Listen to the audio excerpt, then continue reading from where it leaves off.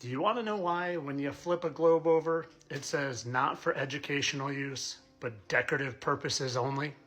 It's because not only would you never get to where you're going, but if you did, you would add miles upon miles upon miles on your trip. I want you to look at the CBS American School of Air map used in 1943 for flight school. And I want you to look at this. Here is a scale. People always say, where's your flat earth map with a scale? Well, here it is. Not only does it have a scale, but it has this funny looking white border with all this outlined mapped terrain. What could that be? What could that be, I wonder?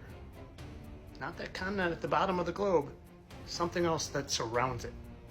Now I want you to look at this map, and I want you to look at New York, and I want you to look at the path you would take from New York to Moscow.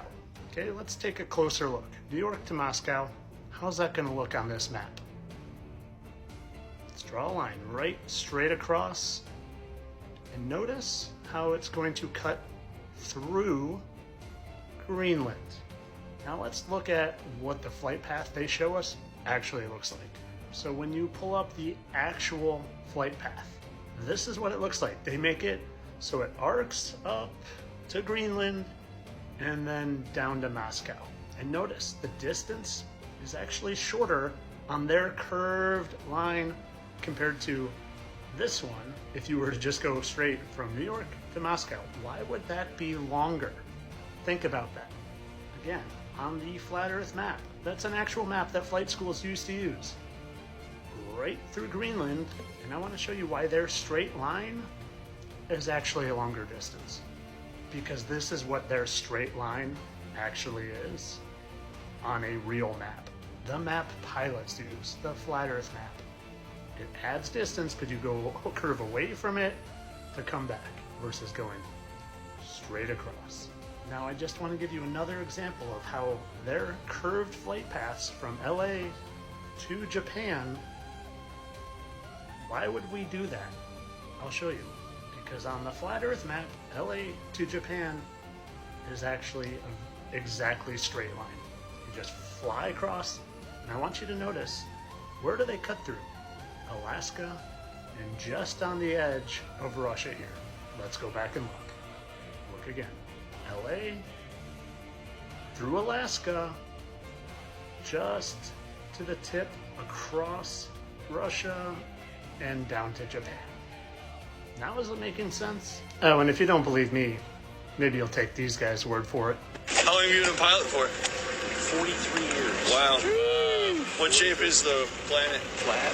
Did you notice any curvature while we were up there? Curvature? No. No? There's no curvature? It's just all flat. I'm going to ask you a question. Yeah. I've been flying, Yeah. and I've come to the conclusion Yeah. there is no curvature. I never allow for curvature. There's no way there's curvature. We're round and flat, aren't we? Definitely. We are, aren't we? Flat as a Thank pancake, you, mate. sir. Flat as a pancake. We're so, and the outer ring is south, Yeah. and so north must be in the middle, correct? Possibly.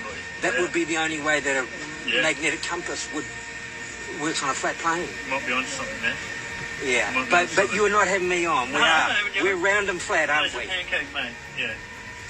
There you go. Thank you, man. No worries. You made my day. Don't need to feel like So again, this is on there because it has to be. Otherwise, everyone would be getting lost. Everyone. And the next time someone says, show me a flat earth map with scale and a key, take them to the CBS American School of Air Map and show them this and say, here you go. But as always, I know this is just a fake map from 1940s. They did these things to be funny. There was no point of this, and all this terrain out here, that's really just Antarctica at the bottom that they just stretched out in a circle for funsies. All for entertainment purposes, of course. Have a good day.